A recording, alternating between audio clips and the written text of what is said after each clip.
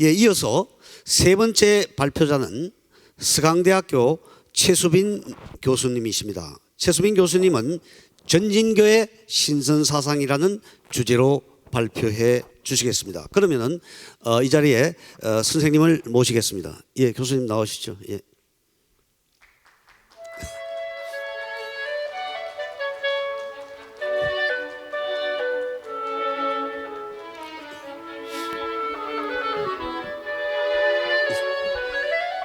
예, 최수빈 교수님은 서강대 학교에서 종교학 박사를 받으시고 일본에서도 오랫동안 도교를 공부하셨습니다. 중국 도교와 한국 도교의 연관성을 중심으로 매우 치밀하고도 정말 진지하게 공부하시는 학자이십니다. 오늘 바로 최수빈 교수님께서 발표해 주신 것은 전진교의 신성관입니다. 전진교의 신성관은 향후 동학과 정산도의 신성관을 형성하는 데 많은 영향을 끼쳤다는 점에서 매우 중요한 의미를 지니고 있습니다. 특히 전진교의 신선의 대정화와 일성하는 정산도의 태월주 주문생과도 깊은 연관이 있을 것으로 보입니다. 그러면 선생님의 발표를 경청해 듣도록 하겠습니다. 예. 안녕하세요. 오늘 주제가 신성관인데 여기 계시는 분들이나 혹시 방송을 보시는 분들은 21세기에 이게 어울리는 주제인가 의아하실 수도 있는데 이 신선이란 개념은 제가 보기에 도교뿐만 아니라 동아시아 사상에서 아주 대표적인 인간의 육체와 정신에 대한 그 동아시아의 고유한 사상을 보여주는 그런 특수한 그런 이론이라고 생각을 해서 한 번쯤 들어보시는 게 도움이 될 거라고 생각을 합니다. 오늘 저는 전진교라고 하는 도교의 그 분파의 신성관에 대해서 말씀을 드리겠는데요. 지금 현재 중국에서 가장 크게 성행되는 도교 분파가 이 전진교와 정일교가 있습니다. 그래서 특별히 전진교는 출가제를 기본으로 하는 그런 도교 분파라 정일교와는 좀 차이가 있죠. 저는 오늘 그 전진교 중에서도 초기 전진교, 금원 시대에 활동했던 그런 초기 전진교의 신선 사상에 대해서 말씀을 드리려고 합니다. 이 전진교라고 하는 종파는 사실은 금원 시대에 이제 처음 개설된 종파이기 때문에 그 이전에 있었던 도교의 사상, 수행법들을 굉장히 종합적으로 보여주고 있는 그런 교파라고 할 수 있고요. 분파라고 할 수 있고, 특별히 이 전진교를 보통 개혁도교라는 말을 씁니다. 그래서 금원 시대라는 것은 그 중국 역사상 가장 그 성리학이 성행했던 그런 분파라고 할 수 있는데요. 금원 시대라고 하는 시대는 결국은 그 중국 이 사상사에서 대중화를 처음으로 대중적인 어떤 사상적 접근이 처음으로 가능했던 그런 시기라고 할 수 있기 때문에 그런 시대적 배경도 이 전진교의 고유한 사상이나 수행법을 형성하는 데 크게 영향을 미쳤다고 생각이 됩니다. 전진교는 왕중양이라는 인물하고 그 밑에 7 제자인 칠진에 의해서 처음 이제 개설이 됐는데요. 이 전진교에 나타난 신성관은 아까 말씀드린 대로 역사상 그 신선사상이라든지 도교의 사상 수행법이 계속 발전적으로 진행되어 왔는데 그런 것들을 하나로 아우르는 그런 특징이 있기 때문에 매우 복합적이고 중층적이고 종합적인 그런 특성을 보인다고 할 수 있습니다. 예컨대 기본적으로 육조 시대에 이제 신선에 대한 관념은 결국은 제일 중요한 게 신선이라는 것은 장생불사, 결국 신체가 죽지 않고 오래 보존되는 것, 그것을 이제 가롱이라고 하는 신선 사상을 집약한 대표적인 인물의 어떤 저서에 그게 이제 가장 대표적인 특성으로 신선의 특성으로 장생불사를 꼽는데 이 전진교의 문헌에서는 초기 전진교의 문헌에 보면 생물학적인 죽음이 결국은 신선이 되는 승선의 중요한 관문이다. 죽어서 신선이 된다. 이런 표현도 나오고요. 또 반대로 건강한 신체를 유지하는 것이 신선이 되는 데 있어서 필수적인 조건이다. 라고 얘기를 하면서 그래서 온전한 질병 없는 신체 그리고 건강한 마음 이런 것들을 계속 유지하고 회복하는데 굉장히 애를 쓰는 그런 도사들의 모습이 나타납니다. 그러니까 굉장히 이중적이죠. 그래서 분열적이라고 보일 만큼 이중적인데 그것은 이제 몸과 마음에 대한 이 도교의 고유한 사유 방식 때문에 이런 특성을 보인다고 할 수 있습니다. 특별히 전진교 초기의 인물들을 보게 되면 재미난 게 엄청나게 이제 금욕적으로 수행을 하고 있어요. 그래서 왕중양인 인물이 원래 육아의 선비를 꿈꾸던 벼슬을 꿈꾸던 선비였는데 이제 이 도교에 입문하게 되면서 굉장히 금욕적인 생활을 했는데요. 동굴을 파서 거기에 들어가서 앉아서 수행을 했어요. 그러니까 제대로 먹지도 않고 기본적으로 이 칠진이랑 왕중양은 걸식을 했습니다. 자기가 경제활동을 하지 않을 뿐만 아니라 거의 뭐 하루에 한 끼도 먹을까 말까 하는 그런 정도로 헐벗은 그런 생활을 했고요. 이 왕중양은 활사인지묘라고 해서요. 활사인지묘 이게 무슨 뜻이냐면 번역에 따라서 해석이 달라질 수 있는데 죽었지만 살은 묘, 죽은 사람을 살리는 묘, 뭐 이런 그 아주 중층적인 의미가 있는 말하자면 새로운 탄생을 위한 동굴이다 이런 의미에서 묘라는 말을 그 동굴에 붙이면서 거기서 이제 수행을 시작했고요. 그 왕중양에 의해서 나머지 칠진들도 매우 금욕적인 수행을 했던 인물들입니다. 이 전진교의 신선 사상이 정착되는데 가장 크게 이제 중요한 역할을 했던 것 중에 하나가 이제 당대에 정착된 중현학적 논의들이 있어요. 그러니까 이 중현학이라고 하는 것은 결국은 어떤 것이 가장 핵심적인 거냐면 이 중현이란 말이 노자의 도덕경 1장에 나오는 현지우연을 이제 기본 아이디어로 삼아서 이제 정착한 학문인데요. 그러니까 노장 사상을 불교의 입장에서 재해석해낸 거꾸로 말하는 불교적 관점에서 노장 사상을 재조명해보는 그런 이론이 이제 중현학이 되는데요.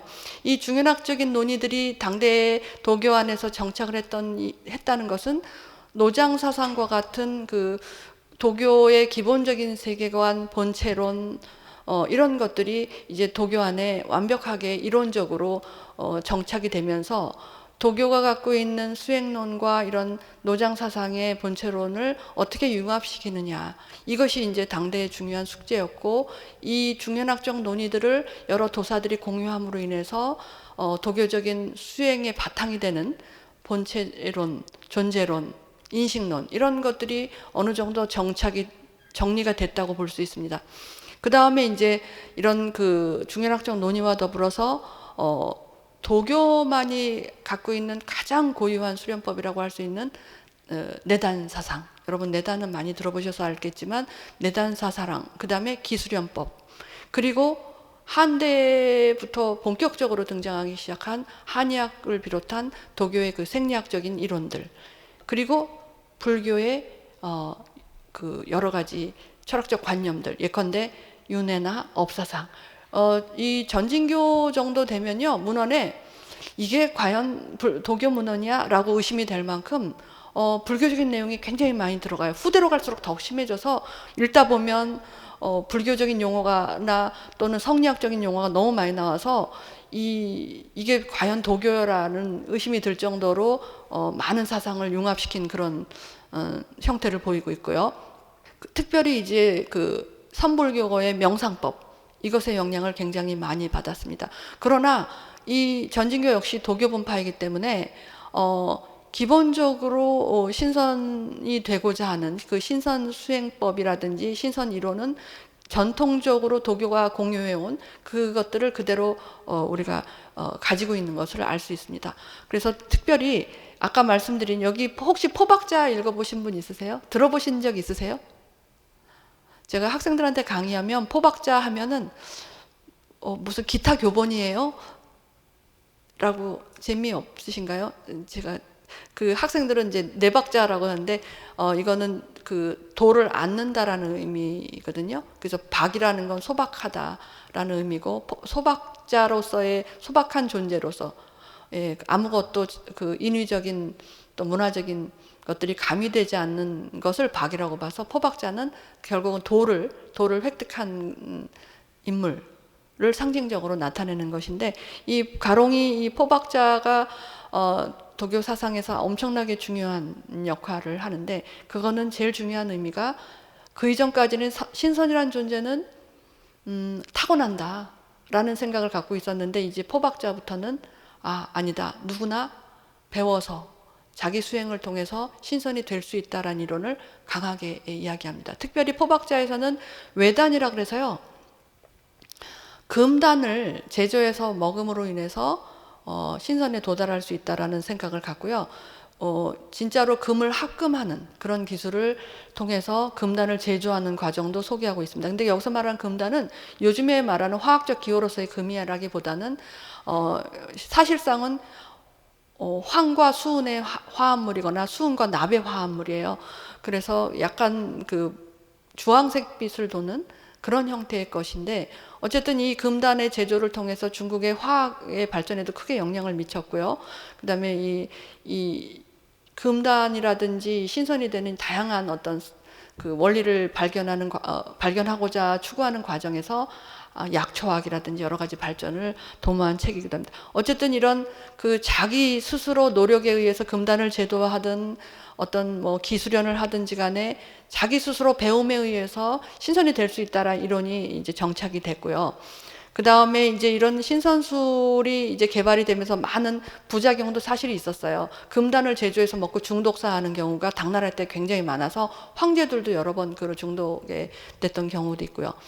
어쨌든 이런 포박자가 갖고 있는 그 신선 가학론이 전진교에서 바탕이 되고 그 다음에 이제 그 포박자가 발생할 무렵에 이제 활동하던 중요한 분파가 상청파인데 이 상청파는 굉장히 그 도교적인 상징이나 혹은 고유한 명상법들을 잘 개발해서 경전들을 만들고 그 경전들을 체계적으로 설명한 중세시대 때 아주 엘리트 교파인데 이런 이 상청파가 갖고 있던 어떤 초월자로서의 신선 개념, 그러니까 장생자라기보다는 상청파에서는 약간 이 세속적인 욕망, 세속적인 어떤 한계들을 넘어서는 자로서 이제 신선을 소개하고 있는 이런 것들을 포함해서 어쨌든 굉장히 종합적인 양상을 보이고 있다라는 게 이제 전진교의 신선이 보여주는 특징이라고 할 수 있고요.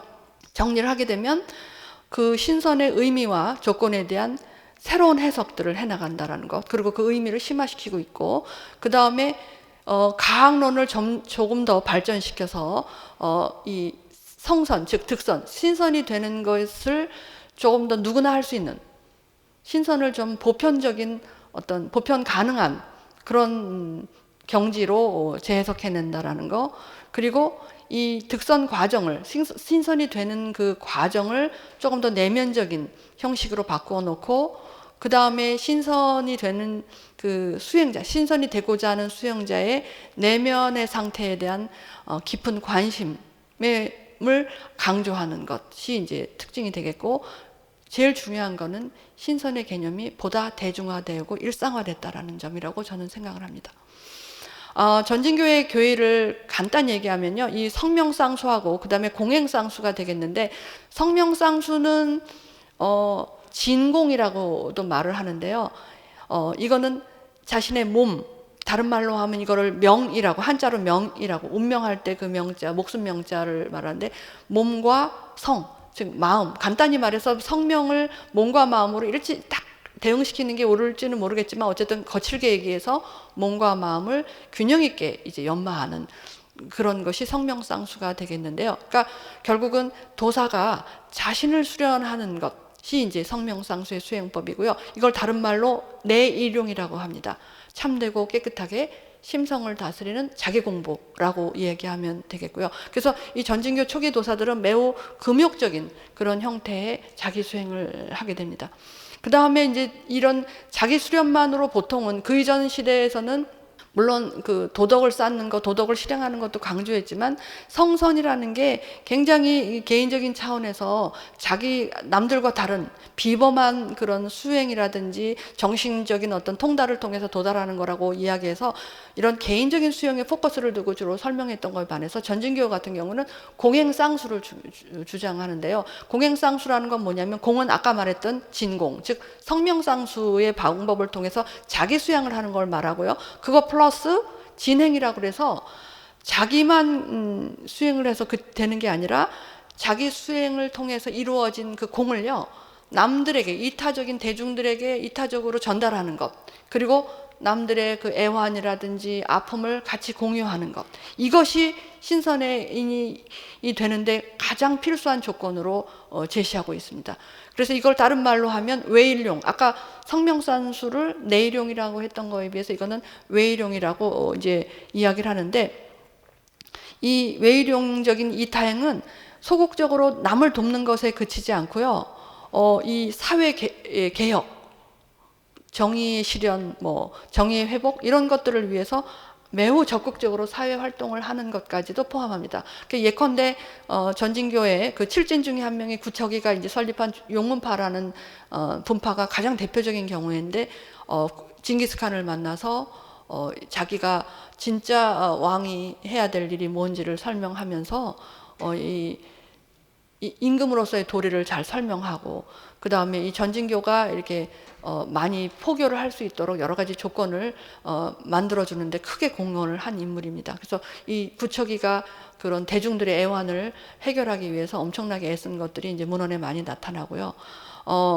이거 플러스 더 나아가서는 바로 기회 조절, 도사의 성선을 이룬 그런 도사의 기회 조절에 의해서 우주의 리듬 같은 것들이 이제 잘 조절되면서 자연재해도 없어진다는 그런 이야기도 나오고요.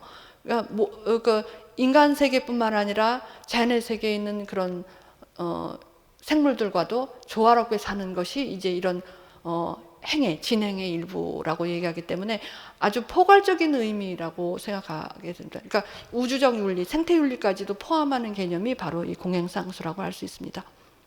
그런데 이제 이렇게 공행쌍수나 성명쌍수를 통해서 이루어질 때 그 가장 이상적인 상태를 청정이란 말로 표현하는데요. 지금 요 한자를 보시면 알겠지만 요 그 청정이란 단어가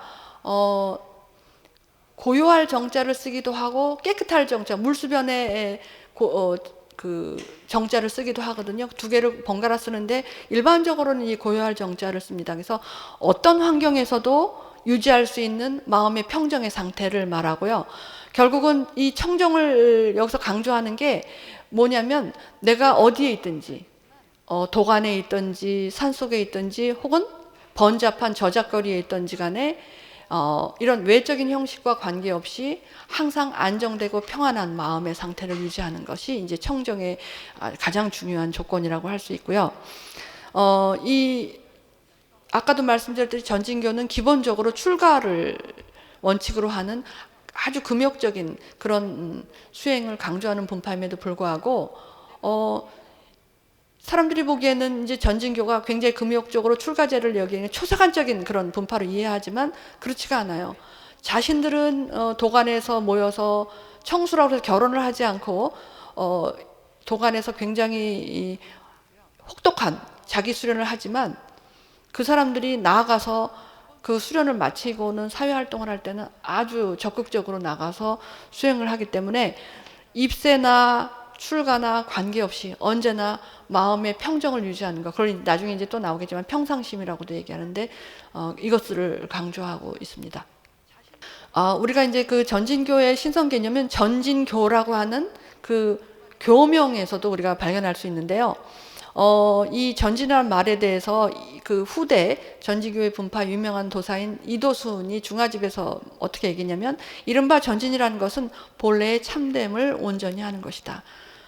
정을 정기신할 때 그 정이죠. 정을 온전히 하고 기를 온전히 하며 신을 온전히 하는 것을 모름지기 전진이라고 한다. 조금이라도 흠이 있으면 곧 온전함이 아니고 조금이라도 오염이 있으면 곧 참됨이 아니다라고 얘기해서 정기신, 인간을 구성하고 있는 그 세 가지 종류의 기인데 몸과 마음의 기들을 온전하게 해서 참진자를 써서 진을 완전하게 구현한 상태가 전진이라고 해서 말을 하고 있어요. 그래서 결국은 전진의 상태에 도달하는 것이 결국은 신선이라고 우리가 말할 수 있겠습니다. 그러면 아까도 말했듯이 정기신을 이제 온전히 회복하는 거라고 이도순이 얘기했는데, 성명을, 우리 몸과 마음을 온전히 회복해서 늘 심신이 아까 처음에 신선이 되는 조건으로 중요하게 여기는 청정을 유지하는 것. 이것이 이제 말하자면 전진에서 보여준, 전진이라고 하는 교명에서 보이는 신선의 중요한 조건이라고 할 수 있습니다. 두 번째로 이제 전진교의 신선 사상이 보여주는 특징 중에 하나가 아까도 말씀드렸듯이 포박자로부터 이제 본격화된 신선 가학론이 당대에 오면 조금 더 발전하게 되고, 이런 그 발전된 신선 과학론들을 기반으로 해서 조금 더 과학론적인 학설을 조금 더 발전시킨 게 이제 전진교가 되겠는데요. 이런 과학론과 보편 구제설, 누구나 다 배움에 의해서 신선이 될 수 있다. 이것이 이제 누구나라는 말을 이제 제한 두지 않고요. 학자라든지 도를 수행하는 도를 닦을 수 있는 그런 영성을 가진 특수한 인물이라고 제한하지 않고 누구나 다라고 얘기했어요. 그래서 어떻게 말하고 있냐면, 오롯이 도를 배우는 것에 전념하면 사람마다 신선이 될 수 있다. 이게 여러분들이 지금 들으실 때는 별말 아니다라고 생각할 수 있지만, 중세 때는 신선 생지설, 신선은 타고난 거다, 아무나 될 수 있는 게 아니다 라고 하는 이론과 신선 가학론, 누구나 배워서 신선이 될 수 있는 이론을 갖고 여러 학자들이 논쟁을 한 바가 있거든요. 그래서 누구나 다 될 수 있느냐, 이 문제는 제가 보기에는 도교뿐만 아니라 모든 종교에서 크게 문제가 되는 거예요. 그래서 예컨대 불교에서도 불성 사상이 있지 않습니까? 누구나 다 부처님이 될 수 있는 본성을 타고났다. 이 대승불교에서 불성 사상이라는 건 대승불교가 정착하는 데 굉장히 기반이 된 것이 있고요. 그래서 이런 보편 구제로는 모든 종교마다, 그래서 배워서 될 수 있느냐 아니냐 라는 논의는 유교뿐만 아니라 뭐 그리스도교도 그렇고 굉장히 논점이 되는 것이었는데요. 이 전진교에서는 이 누구나다의 개념을 정말로 일반 평민들도 자기 학습에 의해서 신선이 된다고 말하고 있습니다. 그 다음에 뭐라고 또 얘기하냐면, 만물을 구제하고 살아있는 것을 이롭게 하면 공이 이루어져 선의 경지로 간다. 여기서 이제 만물을 이롭게 하고, 여기서 아까 말했던 공행쌍수, 진행에 대한 강조가 여기도 있어요. 그러니까 자기 혼자 오롯이 공부만 한다라는 것이 자기 구제적인 어떤 성격만 있는 게 아니라 이타적인 행에 의해서 신선의 경지로 간다라고 분명히 밝히고 있고요. 지금 이 신선 가학론과 보편 구제설이 정착되는 과정이라는 것은 간단히 말하면 아주 외단과 같은, 아까 포박자에서 말하던 금단을 제조하는 것 같은 어려운 그런 기술들, 또는 특별히 특별한 존재의 도사들만 구현할 수 있는 도술들, 이런 것들이 필요하지 않고 누구나 다 간단하게 마음 수련이라든지 앉아서 그런 도구라든지 특별한 비용이라든지 특별한 장소의 도움 없이도 스스로 간단하게 마음 준비만을 통해서 신선이 될 수 있다는 것을 얘기하고, 그러니까 선골이 따로 없다고 생각하는, 학도자라면 누구나 신선이 될 수 있다는 점을 명백히 밝힘으로써 그 도교의 보편 구제설을 정착시키는데 큰 역할을 했다고 할 수 있습니다. 그럼에도 불구하고 이제 이 보편이란 말에 이제 사람들이 이제 이의를 제기할 수 있는 것은 이 특별한 영적 능력이나 혹은 특별한 아주 고급 지식이나 이런 것들은 필요 없지만 글을 읽을 정도의 어떤 자질은 필요합니다. 그래서 이것을 놓고 당시의 금원 시대라고 하는 시대적 상황을 봤을 때 글을 읽을 수 있는 사람이 얼마나 되느냐, 이거에 대해서 또 이제 의문을 제기할 수 있는데, 물론 지금 현대 사회의 입장에서 보면 글을 읽을 수 있다라는 것이 당시에는 그렇게 지금처럼 글을 읽는 사람들의 숫자가 많지 않았기 때문에 제한적이라고 할 수 있지만, 당시는 그 성리학도 그렇고 이제 민중 사상이라는 게 처음으로 발생한 그런 시기라고 할 수 있는데, 그거는 이제 활자, 금속 활자의 발견으로 서적이 보급률이 굉장히 늘어나서 그 이전 시대랑 비교하면 획기적으로 글을 읽을 수 있고 글을 접할 수 있는 인구가 많아졌다는 의미에서 글을 읽는다라는 게 아주 글을 전혀 읽지 못하는 사람들이 다수 있음에도 불구하고 그 이전 시대하고 비교하면 굉장히 많아졌기 때문에 이거는 보편이라는 말을 써도 그렇게 무방한 그런 것이라고 할 수 있고요. 또 하나는 뭐냐면 도성사상, 아까 불성사상 말씀드렸는데 이 도성사상이라는 건 뭐냐, 도로부터 풍부받은 본성이라는 의미예요. 그래서 불성사상의 도교판이라고 보시면 되는데, 이제 당대에 와서 이런 도성사상이 정착을 하면서 누구나 다 도의 본성을 갖고 있고, 따라서 마음에 있는 세속적인 욕망이라든지 잡티만 없애게 되면 바로 이 도성사상을 발휘해서 도와 하나가 되는 득도가 가능하고 신선이 될 수 있다, 이렇게 얘기하고 있습니다. 아까도 말씀드렸듯이 이 성선을 위해서 중요한 게 이타행이고요. 이 성선이 탈세간적이고 그 개인적인 차원이 아니라 세간 내에서 적극적으로 이타행의 실천을 통해서 구현된다고 하는 사고가 아주 명백하게 드러나고 있습니다. 이렇게 이런 보편적인 그 득도 가능성에 대한 믿음을 전제로 해서요, 이 대중들에게 아주 적극적으로 전교를 합니다. 그 이전까지 중세까지 도교는요, 주로 전문적인 도사들의 몫이고, 대중들은 어떤 대상이었냐면 도사들이 도수를 통해서 이런 일상적인 애환, 일상적인 생활에서 만나는 애환들을 구제하고 그들을 위해서 복을 빌어주는 그런 기복적인 어떤 도사들의 베품의 대상이었다면, 여기서는 이 대중신자들을 단순하게 도수를 베풀어서 위해주는 그런 대상들이 아니라 직접 수행에 참여하고 경전을 읽고 자기 스스로 득선수를 수행할 수 있는 그런 대상으로 바뀝니다. 그런 의미에서 이 전교라는 말이 본격적으로 도교의 교리나 전진교의 수행법을 전달하는 의미에서 그 이전의 전교하고는 굉장히 달라졌고, 그 다음에 이 도교의 전교를 받는 그 대상들이 굉장히 확대되는 것을 알 수 있습니다. 네 번째, 이제 우리가 신선의 존재 양식에 대해서 아까 처음에 언급을 했는데 기억을 하실지 모르겠는데요.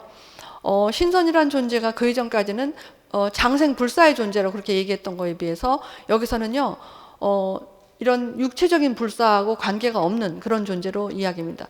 이 태상이라고 하는 것은 이제 말하자면 도교의 어떤 태상노군, 노자의 신격화된 양태를 말하는데요. 뭐라고 말하냐면, 나 또한 저절로 머리가 휘어졌으니 누가 육체가 완전하겠는가라고 하셨다.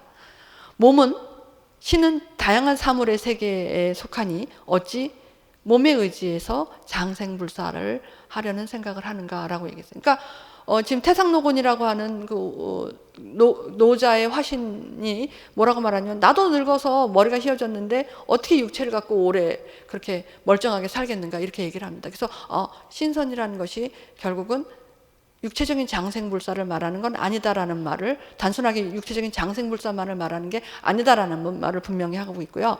그 다음에 마음으로 깨달으면 삿된 욕망이 생기지 않으며 마음이 지혜로우면 항상 빛나서 사라지지 않는다. 원신이 저절로 드러난 연후에 명을 보존해 오래 존재할 수 있느니라 라고 얘기해서, 결국은 깨달음이라고 하는 것이 신선의 득선을 하는데, 신선이 되는데 굉장히 중요한 것이고, 또 그것이 이루어져야만 결국은 육체, 여기서 말하는 명이라는 걸 이런 물리적 육체와 동일시할 수는 없고, 없던 육체의 기가 보존되는데 중요하다라는 것을 얘기해요.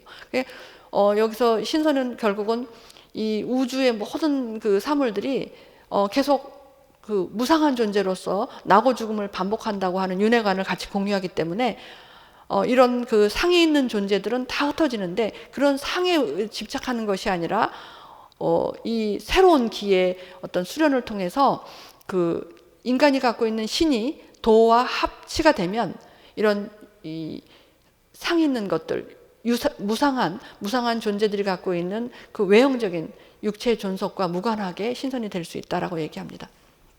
그 다음에 이제 육체, 아까도 말씀드렸듯이 육체의 불멸자하고 신선은 동의어가 아니라는 얘기를 이제 강하게 하고 있고요.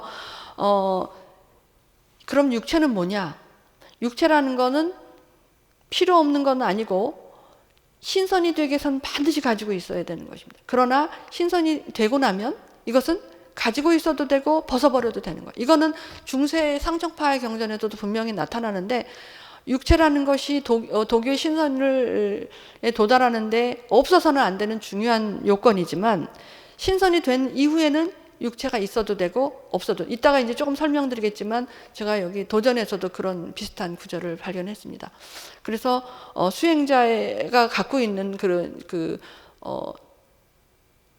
순양의 기와 그걸 이제 원신이라고 보통 얘기하는데 그것이 이제 원신이 이런 세속적인 육체를 벗어나서 도와 합치되는 단계에 이르면 비로소 신선이 된다. 그래서 기의 변화에 의해서 새로운 몸과 마음, 일상적인 몸과 마음이 아니라 신선만이 갖고 있는 고유한 몸과 마음에 도달하면 그것이 신선이 된다라고 해서 육체는 결국은 이런 일상적인 육체는 그런 신선이 되는데 필요한 도구지만 신선 자체와는 구별이 된다라고 얘기해서 이렇게 신선이 된 몸은 이런 가멸적인 육체와는 다르게 새로운 육체, 그러니까 변화된 육체, 다시 말해서 영적인 육체라고도 말할 수 있는 그런 몸입니다. 그래서 양신, 몸 밖의 몸, 신의 지신이라는 말 여기 아합원에 보이시는데 신의 지신이라고 보통 얘기해서 몸 밖의 몸이라고. 이상한 말이죠. 몸 밖의 몸이라는 거. 몸 안의 몸이 아니라 몸 밖의 몸, 몸 아닌 몸이라고 얘기를 합니다. 그래서 그렇다면 신선은 정신적인 불사냐? 그건 아니에요. 육체적인 불사자도 아니지만 신선은 영적인 불멸자도 아니에요. 말하자면 그리스도교라든지 서양에서 말하는 뭐 이데아를 경험하는 정신, 영원 불멸의 상태, 뭐 이런 것도 아니에요. 그러니까 그 영적인 영육의 이원론을 갖고 있지 않기 때문에 결국은 정신적인 불멸이나 육체적인 불멸, 양자로 설명할 수 없는 게 이제 전진교의 신성관의 특징이라고 할 수 있습니다. 그리고 이 전진교의 신선은 생사를 초월해서 육신의 죽음을 넘어선 그런 삶. 또 그렇다고 해서 영혼의 불멸과 등식화가 불가능한 그런 상태를 말하고요.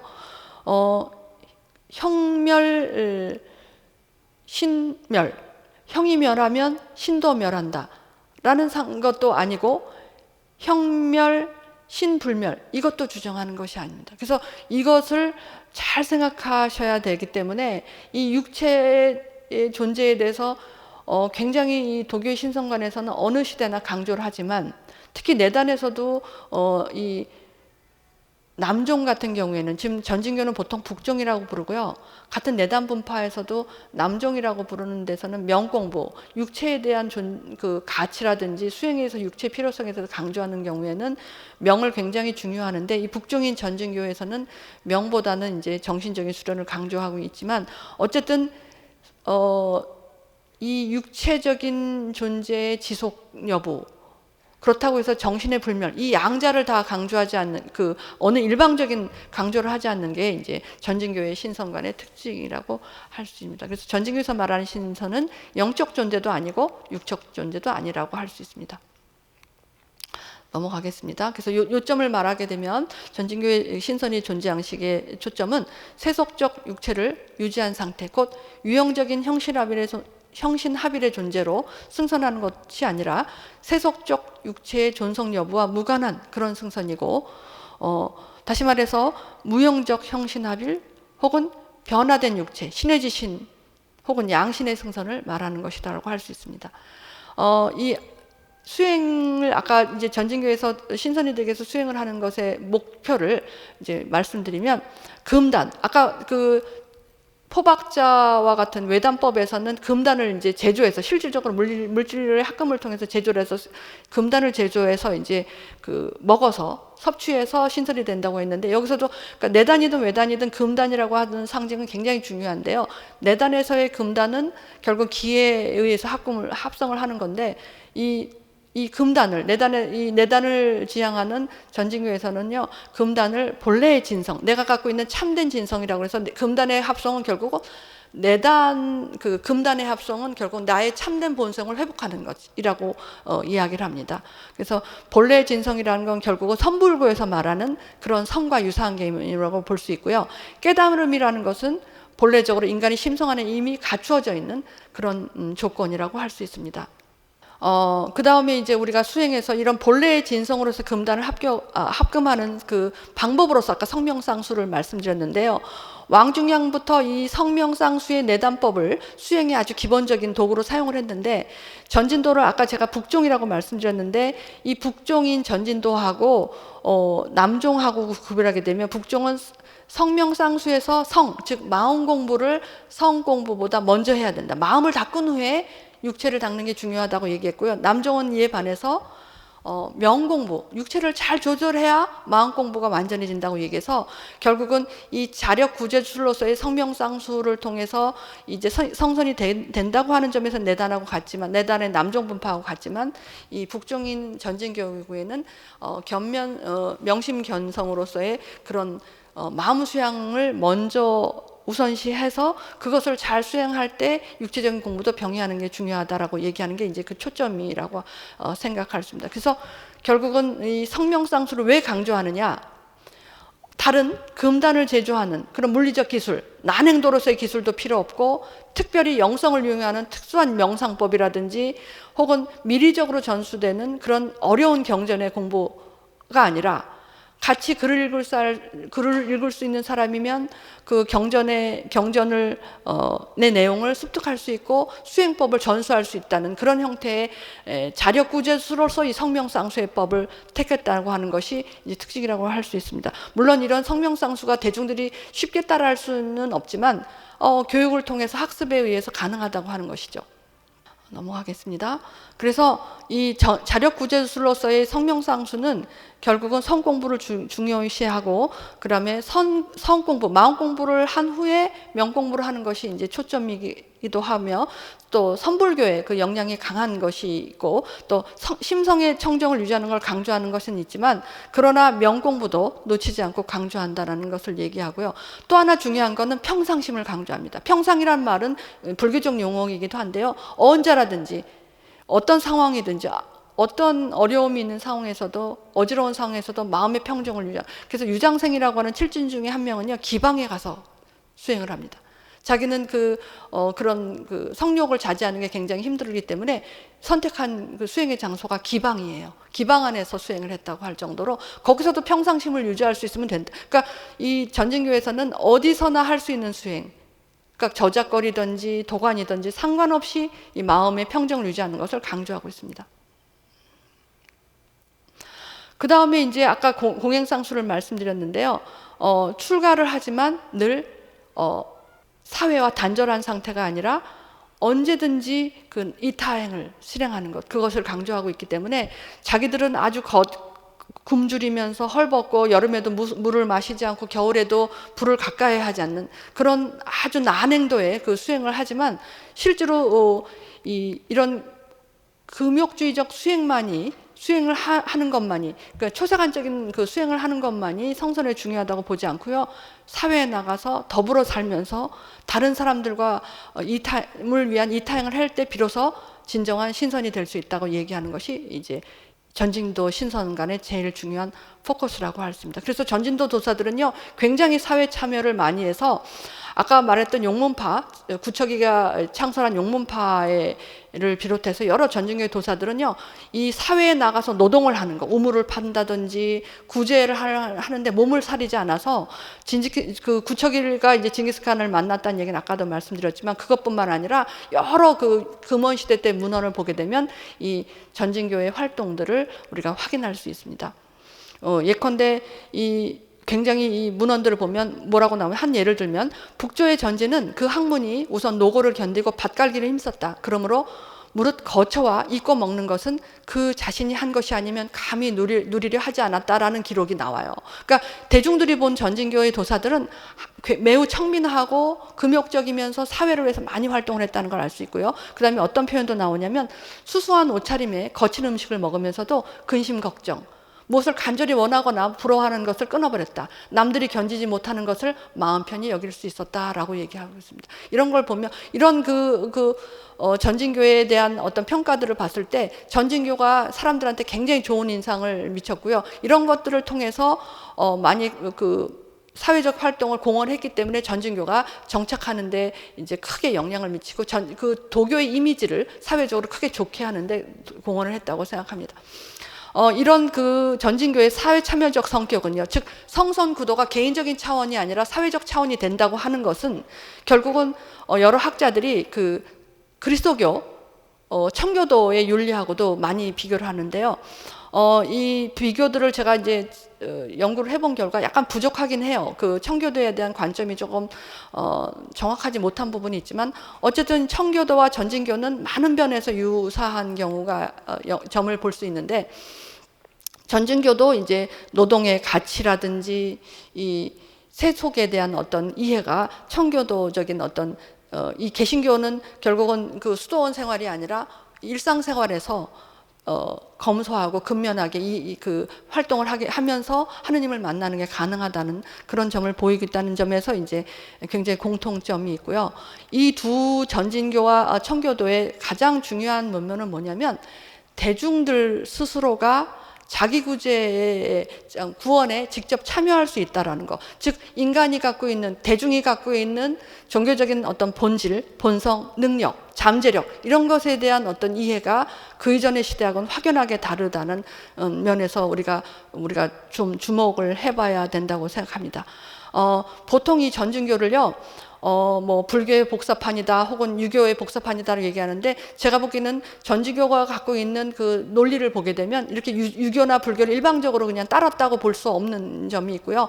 이 대중들에 대한 그 전진교의 이해는 이 단순하게 그들을 이 대중적인 어떤 이타행의 실행의 대상, 즉 구제의 대상으로 보지 않고 스스로가 성선과 득도를 할 수 있다라는 그런 그 자기 가능성을 가진 잠재력 있는 대상으로 보기 때문에 이게 본격적인 의미에서의 과학론을 주장한 그런 분파라고 볼 수 있습니다. 그래서 전진교는요, 그 신선인간이 갖고 있는 가장 중요한 특성은 대중성, 일상성, 보편성이라고 우리가 설명을 할 수가 있고요. 아까 말씀드린 대로 그 전진교는 결국 청교도 혁명과 청교도에서 보여줬던 그런 정신과 마찬가지로 누구나 다 세속 안에서 그 자기 구제가 가능한 것이라는 점에서 이제 우리가 청교도하고 유사성을 볼 수가 있고, 시간이 제가 좀 얼마 남지 않았기 때문에 빨리빨리 진행을 하겠습니다. 저는 이제 막스 베버의 그 구제, 청교도를 분석하는 이론에 비추어서 보게 되면 굉장히 유사성이 있어요. 수도원의 전유물이었던 그런 구명적 수행, 본격적인 수행을 대중들도 할 수 있다는 의미에서 개신교가 이제 중요한 지점이 그 점인데, 전진교에서도 마찬가지로 도사들뿐만 아니라 일반 대중들도 수도에 참여할 수 있다 그래서 오해라고 하는 그 대중 조직을 만들어서 이제 그 사람들을 통해 그들에게 적극적으로 이제 그 수행법이나 경전을 가르쳤고요.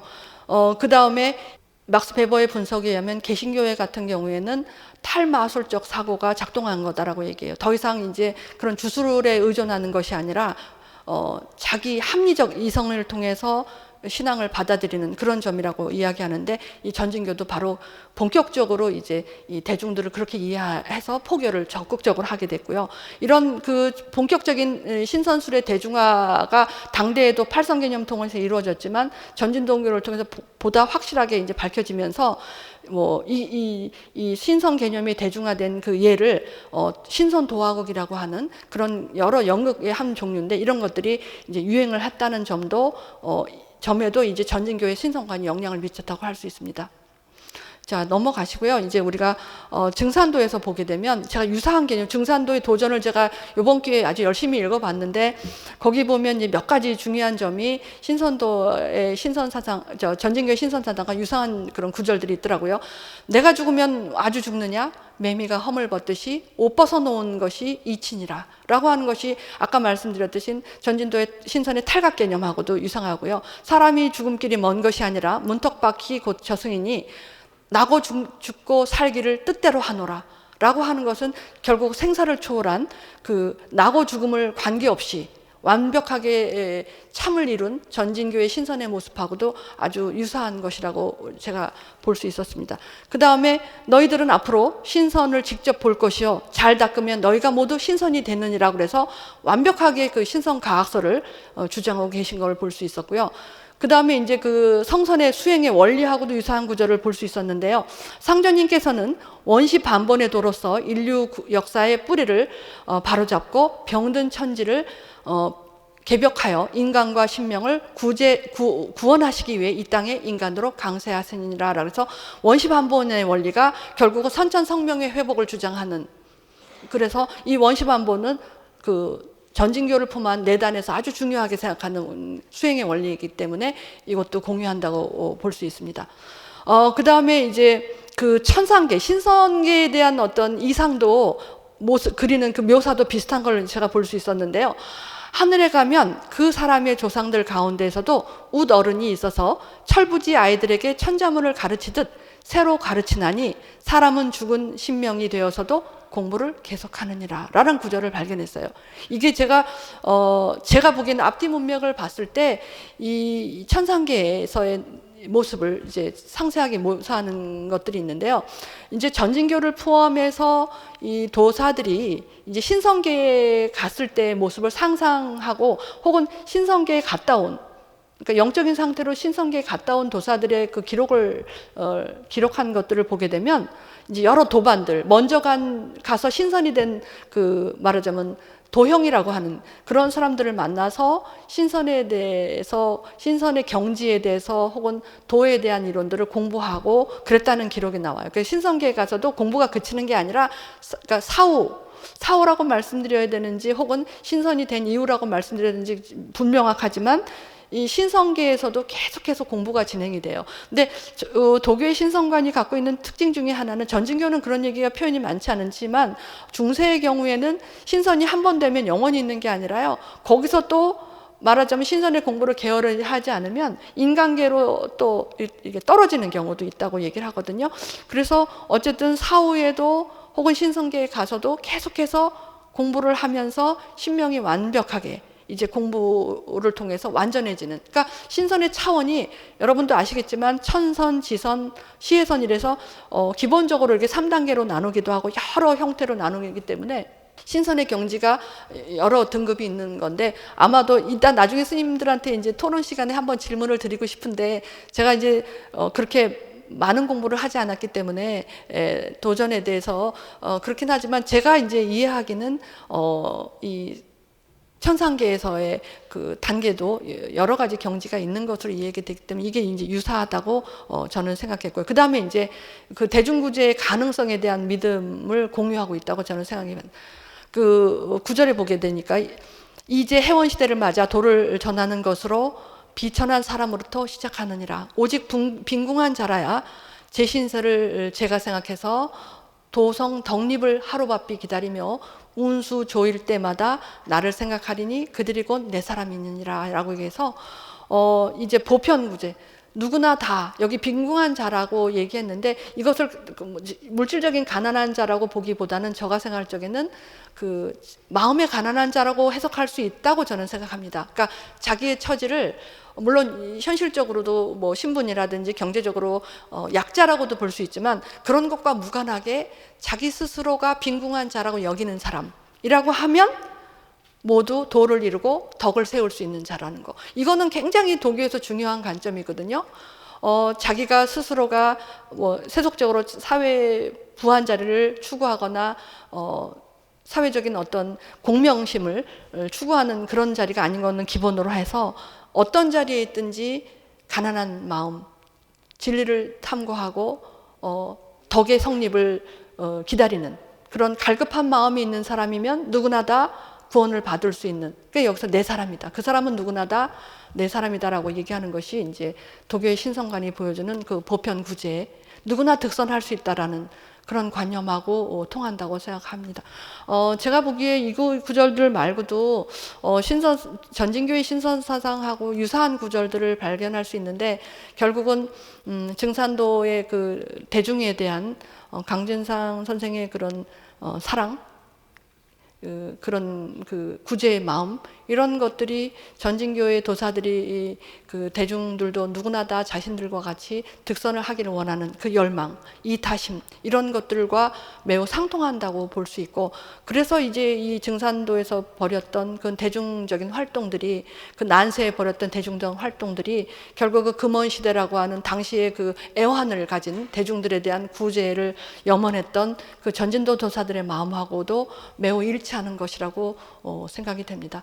제가 오늘 굉장히 내용은 복잡한데 다 말씀드리지 못한 것도 있고, 아까 그 그리스도교의 그 청교도 정신과 전진교의 어떤 기본적인 구제사상, 신선도에서 보여준 구제사상하고도 많이 통한다고 하는데, 그 부분은 굉장히 학문적으로 중요한 부분이긴 하지만 굉장히 학문, 그 기독교의 논이라든지 교리라든지 전진 도교 자체의 그 교리와 연결이 되는 부분이기 때문에 제가 오늘은 그 상세하게 설명은 드리지 않았지만, 이 두 교파가 상통하고 있으며 또 이 증산도하고도 교리적으로 매우 상통한다는 점이 저는 굉장히 중요한 점이라고 생각을 해서, 이게 이제 말하자면 근세라고 근세의 도교가 개혁적인 면모를 보여준 가장 중요한 특성이고, 이런 개혁도교로서의 전진교의 특성이 신성관 안에 매우 강력하고 뚜렷하게 잘 드러난다고 생각을 하고 있습니다. 오늘 그 장시간 매우 지루하셨을 텐데 들어주셔서 감사합니다. 그럼 이것으로 제 발표를 마치겠습니다. 감사합니다.